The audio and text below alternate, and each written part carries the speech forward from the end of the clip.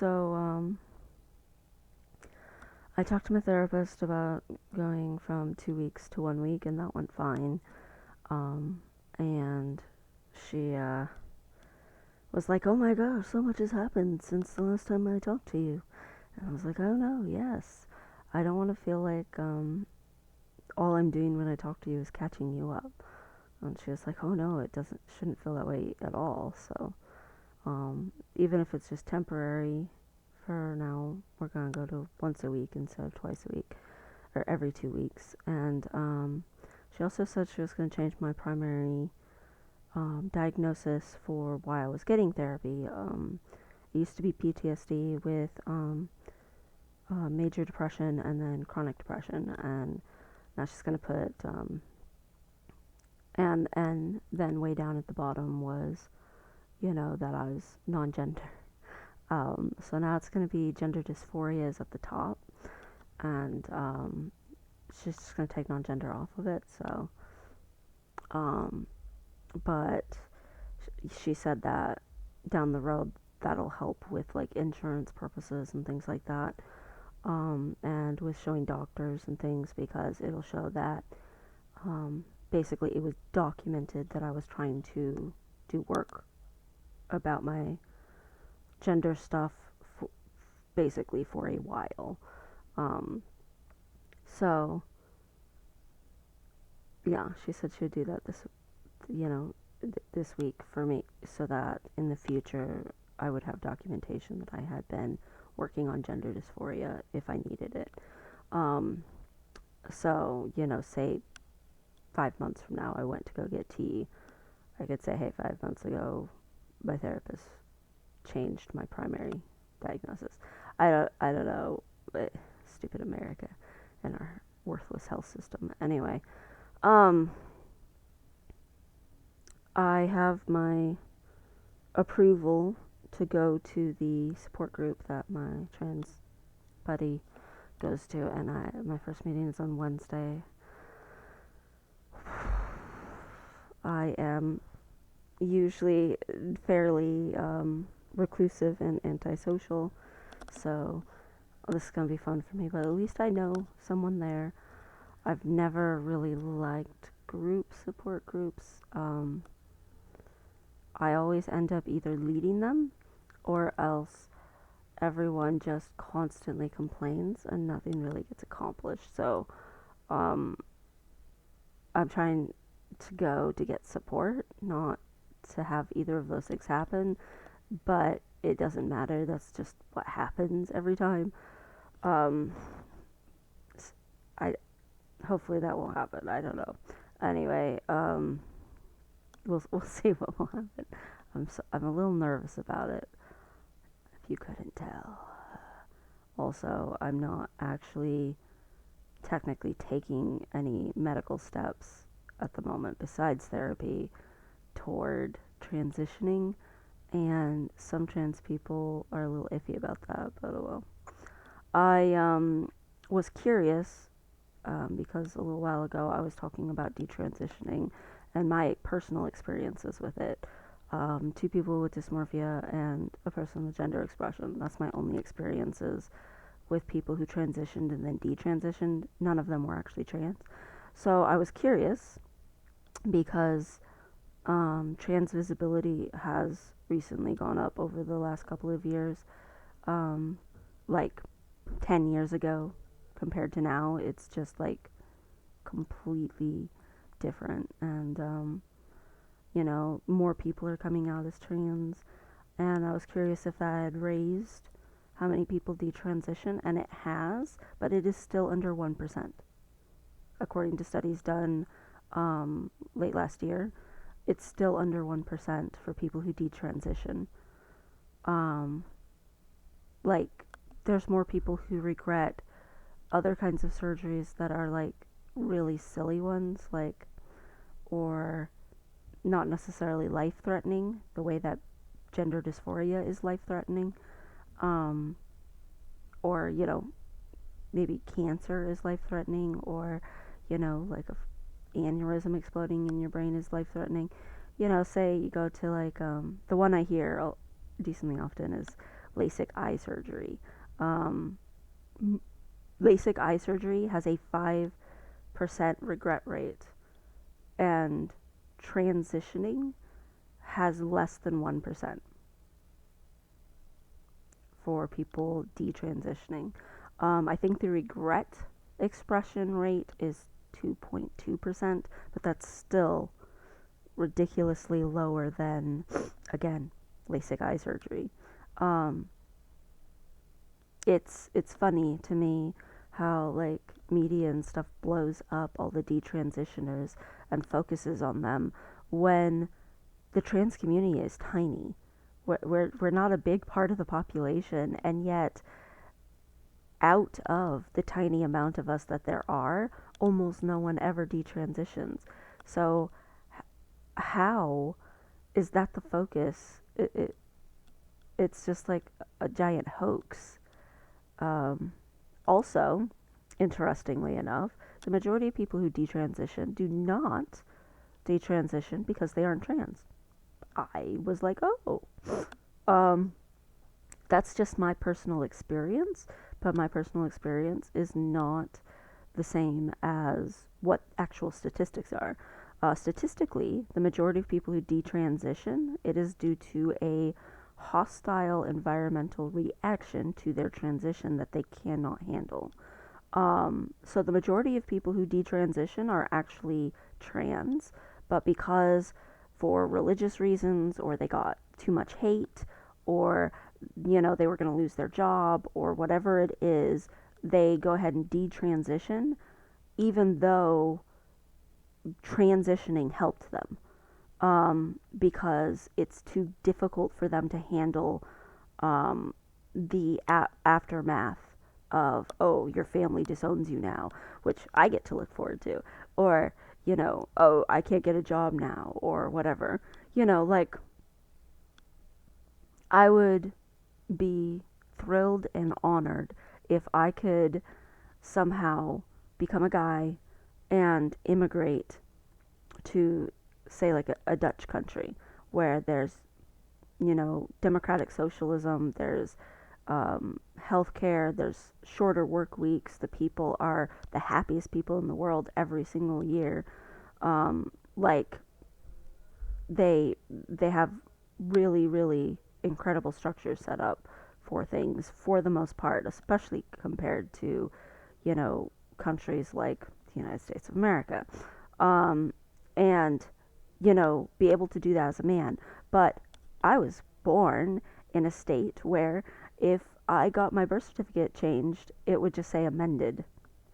So that there's no way to get around that. It it's unfair, but it is what it is at the same time, and I can't control other people, and it's frustrating. And I can see how it would be so overwhelming for some people that they would detransition. But flat out, if transitioning does even 2% of what I hope it will do, I will never detransition. Ever. Period. Um, and I realize most people who transition feel that way before they go into it. But I am saying that my lifetime filled with over 100 attempts at my own life, my lifetime filled with nonstop agony and depression, and just I I cannot go back to that. If that decreases, if that gets better, even by a little bit, I can't go back to it.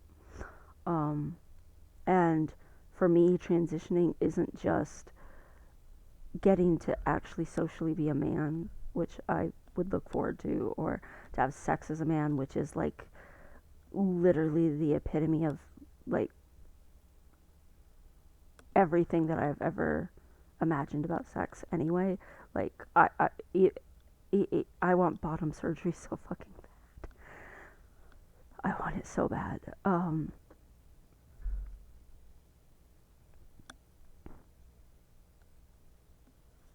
I've wanted it my entire life. I just didn't think it was possible until, whenever it was this year that I found out that it was possible.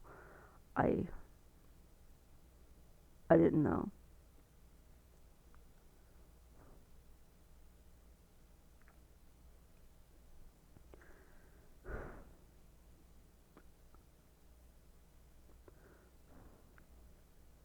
I I watch detransitioner videos because I want to make sure that any of the mindset that they had that I don't have. And weirdly, the majority of them are like, no one could tell me nothing. I was so sure of what I was doing that, you know, when people would raise doubts or challenge me on stuff, I would, keep going. And it's like insane to me, the majority of them talk about how they felt good after they transition and things like that. But even besides that, the thing that seems really, really there is that they were like 100% gung ho, yes, I need to do this. And I'm not, which weirdly comforts me because I am scared of the process of transitioning itself. Um, and I feel like it's making me weigh things more and go a little slower with it and not just like dive in. Like I would like to start on lower T at the beginning and make sure it's not going to do anything crazy to me. Um, that is not good. If it does something crazy that is good, well then hey. But like it's it's a big thing, and like I'm not afraid of detransitioning because I am fully aware that I'm not going to transition unless I'm 100% all in. And I'm not there yet. I'm the kind of person I have to process everything and it's a lot to process. I'm my therapist says I function basically above this line because I basically don't almost ever feel anything in my body. I don't look at my body, all that stuff. Um, Speaking of which, I overdid on exercising, got myself all sore and stuff. So I did stretches and stuff like that and everything. But I was really excited because even though I got that sore and crap, when I go like this now, you can't see it through my t shirt, but I swear I have it. I swear I'm not making it up. I have, um, you know, you know how when you're muscular, you have this muscle and it goes like this and then it attaches to your shoulder and then your shoulder goes around like this. So I have that when I go like this or when I go like this, I have that shape there and it's not just like a dead line. It has that dip, that little definition dip right here. And I was like, and I can't look at myself very long, just for a few seconds, and then I look away. But I've been trying to practice looking in the mirror more because I'm supposed to, even though it's not comfortable. I don't think it's gonna magically get comfortable. It's like, okay, I'm looking in the mirror, but it's not getting any better. But whatever, I'm supposed to do it. But at least it's helping me notice little changes because the girls were saying I was getting more toned and I know my pants were falling down so bad that I started wearing shorts under my pants, and then they were falling down around the shorts. Now, the last time I just on Tuesday I went and got us groceries for the next 2-3 weeks, and um, they were falling down even around shorts, and I'm not talking about like boxers. I'm talking about like actual shorts. So I was like, mm-hmm. So I'm gonna have to like start trying on um, some of my smaller hand-me-downs that I have. Um, yeah, I have hand-me-downs all the way from when I was like a teenager. So some of them didn't even fit me, and I guess maybe some of them would fit me more now. If I am more toned, it's very hard for me to tell because I'm not trying to lose a ton of fat super fast.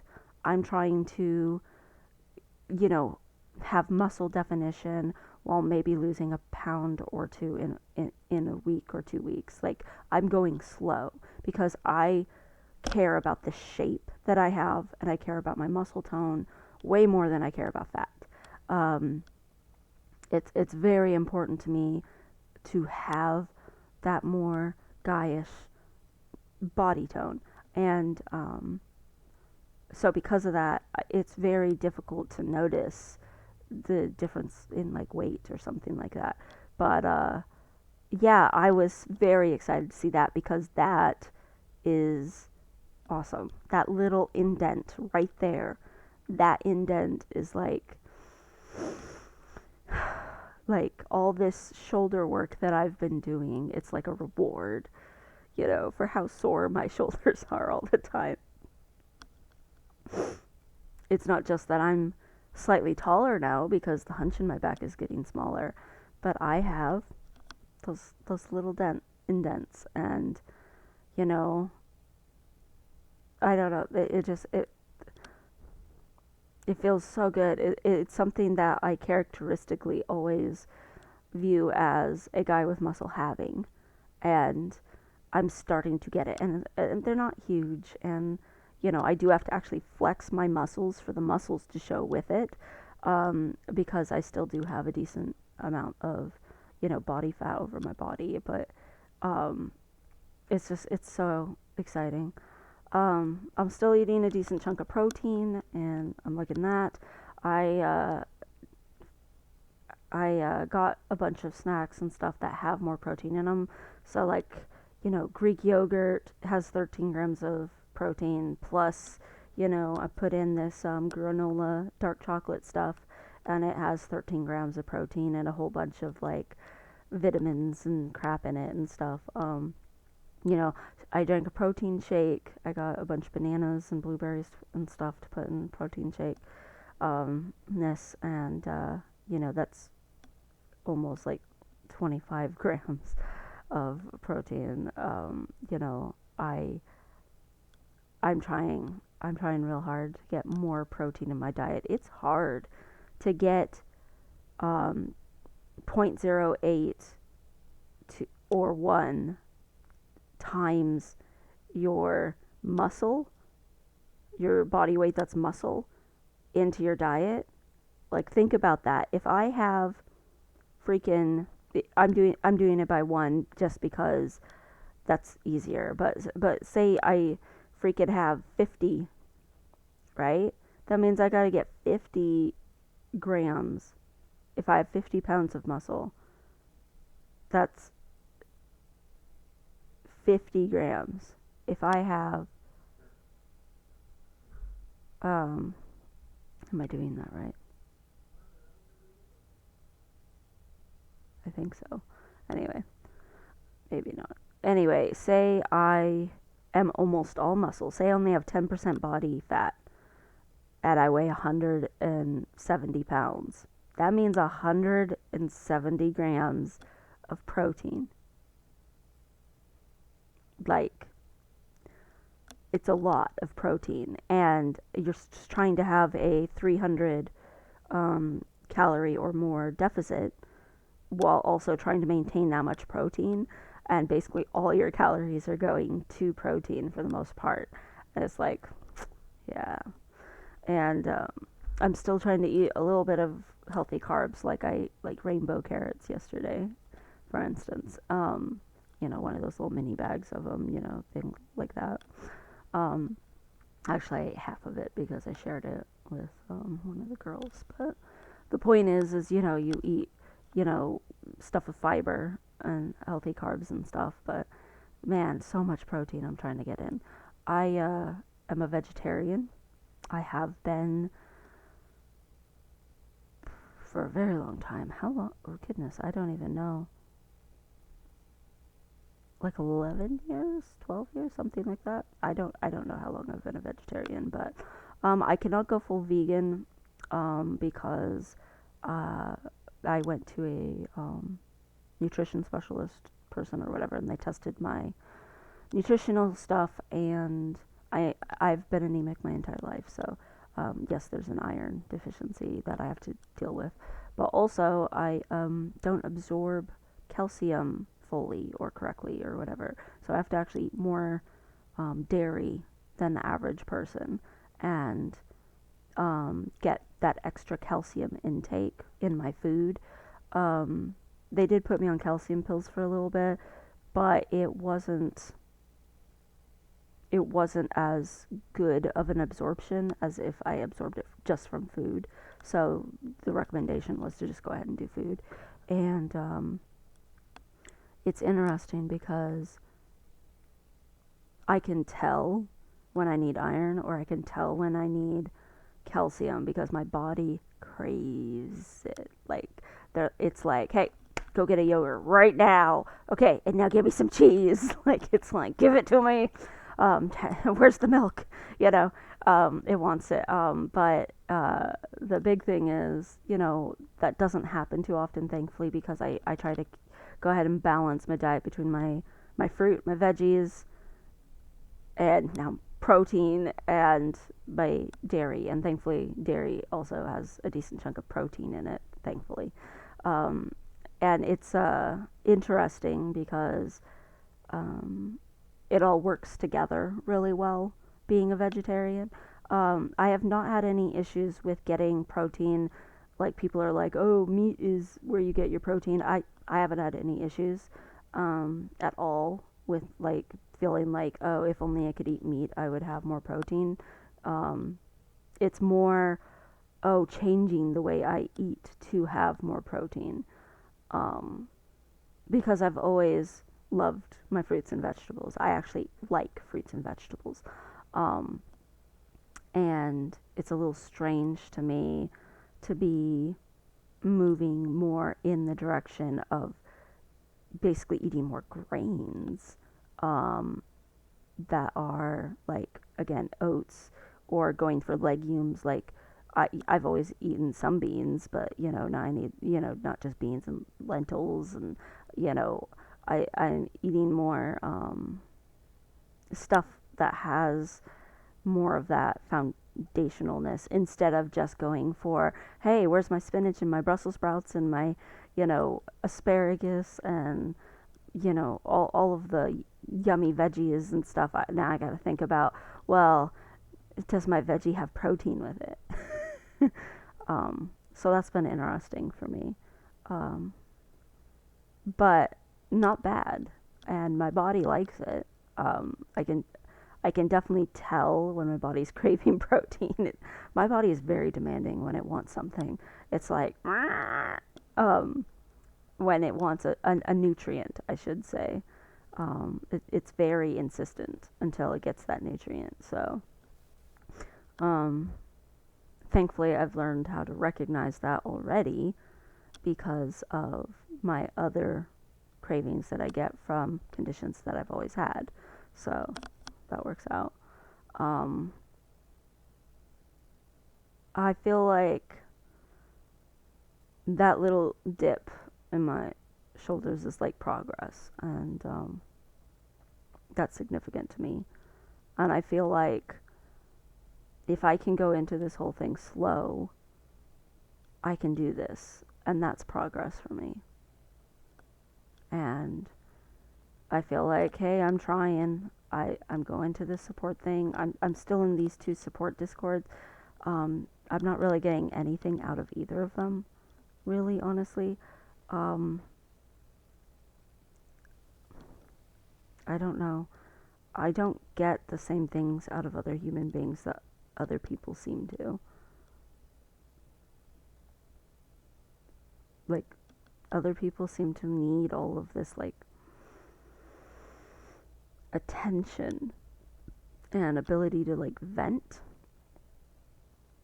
and get this, like, constant feedback from others. I haven't even posted any of these recordings um, because it's like I haven't come out to my family, and some of my family are on my YouTube. Um, But even once they are posted, I'm not the kind of person who sits there and obsessively reads every comment or something like that. I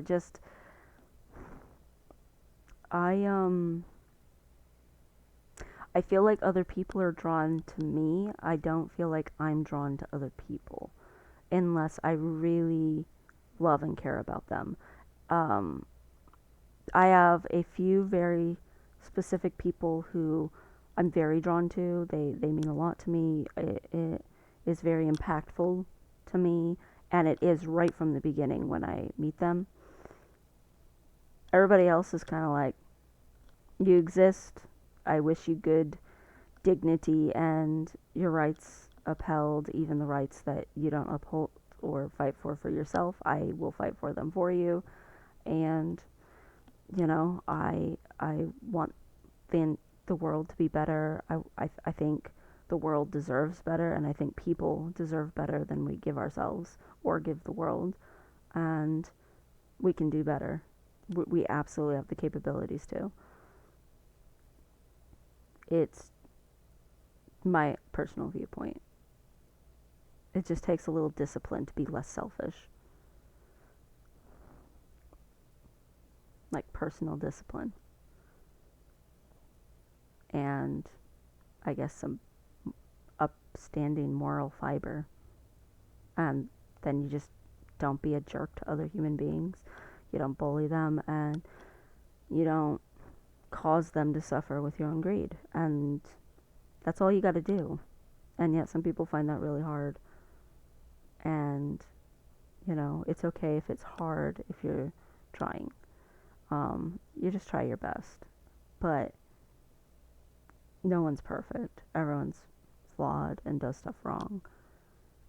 That's how I feel about other human beings. It's like these vague generalizations of this is, you know, fine.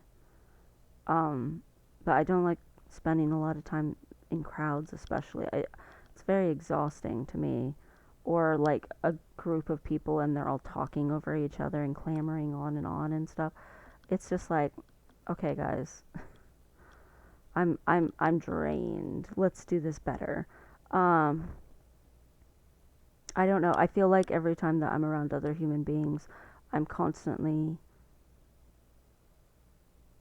thinking about them and what's good for them and how to be polite and amicable, how to be more personable, how to all this stuff. And so it just ends up being this giant, massive task.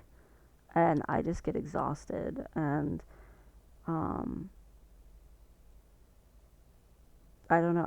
I don't get the same things out of other people that other people seem to get out of people. I don't know. I've always been a recluse, and that's probably never going to change. You know, not just because of depression, but because I tend to be an introvert. Anywho, um, I have wandered very far from the original subject content. I do that a lot. My brain just sort of goes off in random directions and just runs with it. Is what it is with that. Um, anyway,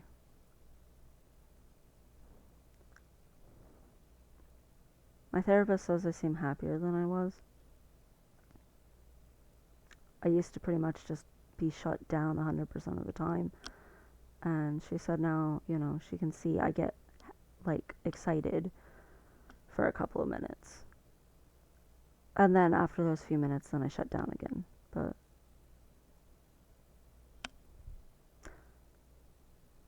observation. Anyway, um, I got some chores to do and stuff, so I'm gonna get off of this. But good job, me. I guess trying to glean things from life. Oh, I haven't pulled out my art stuff, partially because it's a pain in the butt. I have it all in a big giant Rubbermaid in the closet. And secondly, I am pretty positive I'm remembering that right, so I'm not sure how much I would glean from it, except to look at what I drew. But honestly, I drew a lot of guys and I drew a lot of girls, so I don't expect like a lot from that either. It's more something that would be neat, but it's not a priority of mine at the moment. Even though I said I probably would do that. I mean, I still probably will do that at some point, but probably not right now. Oh, oh, when I was out shopping, you gotta have the masks and stuff. When I first went up to check out and stuff, you have to wait at the red line to go through, and everything.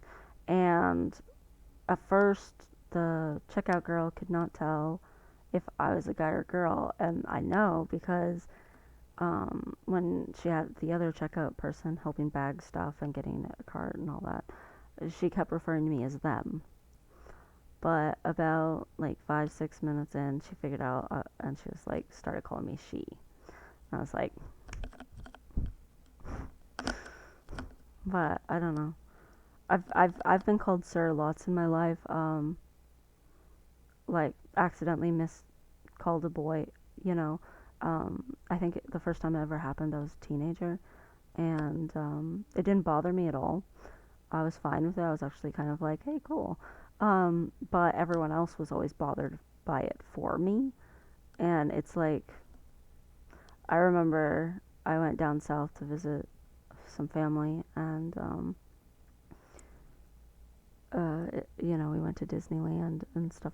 Disney World. Disneyland's in California.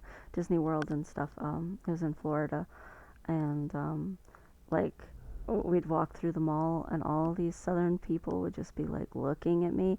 It doesn't help that I had a blue faux hawk at the time, but um, they were just like, and like moms would be little, pointing their children away from me and looking away from me like I was some sort of freak, and I was just like, suck it in, Southern Bible Belt people, whatever. I'm human. No big deal. It was either that or they really loved it, and they thought I was cool, like super cool, and there'd be like these young people and stuff who were all like, "Oh wow, you're so cool," and I was just like, I'm wearing like normal clothes with a my black brony My Little Pony shirt and a blue faux hawk. I guess I'm cool. Whatever.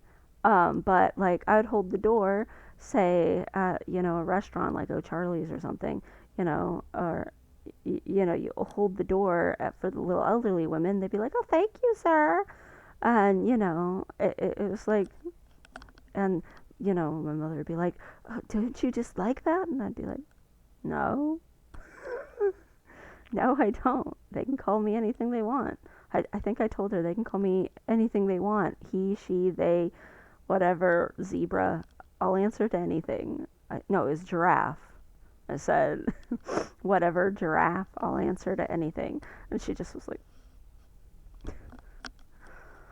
but the cool thing was at Disney World, the girls um, in the parade, every night there, they have this big parade at the end of the night, and fireworks go off and stuff. We took my baby sister. She was um, still younger at that point. She was like 12, 13 years old. Um, they actually, the Wicked Stepsisters stopped the parade for a few seconds because they wanted to touch my hair. They were like this. So from Cinderella. So there was a Cinderella float with Cinderella, and then a second float with the stepsisters on it, or whatever. Or maybe it was just the back of the float. Now that I'm thinking about it, I don't know. It was one of those two things. Anyway, and the two sisters, they wanted to. They were like, "Oh wow, cool hair." I'm just like, "Thanks." No one ever looks at me like that or talks to me like that or anything. When I'm up in Washington. And honestly, since I've gotten to New York, um, people are like a mix. Like it's they either don't care at all, um, and thankfully I don't live in New York City, where the coronavirus is really bad. It's upstate New York, but People are either like, it's no big deal, or else they have like this mild curiosity about it. It's like a really, really deflated version of the Wicked Stepsisters curiosity. Um, like, that's it. The people here are kind of deflated a lot of the time anyway, though, with like their passion, but they're super nice. Everyone is very nice in the area that I'm in. Um, like, if they see my special needs wife, they all rush to hold the door for her, like complete strangers and stuff. And I usually hold the door for her, and they're just like, oh, we have, and everyone's super nice to her. We can't go somewhere where they're offering free candy where they don't offer her free candy. Like they're just like, and I'm like, she's diabetic, but I just let her have it anyway, because it makes her so happy. But like the people are super nice, but they're also very like just they'd rather be doing something at home, probably just watching Netflix or something, I guess. They don't really enjoy being out and about, which is fine. But it's very different because in Washington, where I used to live for like a decade, or more, people go out into nature like all the time. And they don't do that here, like at all. So it's really weird. Um, and they're very like more free spirited where I was in Washington State. So not Washington D.C. Everyone over here thinks Washington just means Washington D.C. And I'm like, wouldn't I just call it D.C. then? I don't know. Anyway, so I have wandered even further. Anyway, have fun, me, random YouTubers, if I ever upload this.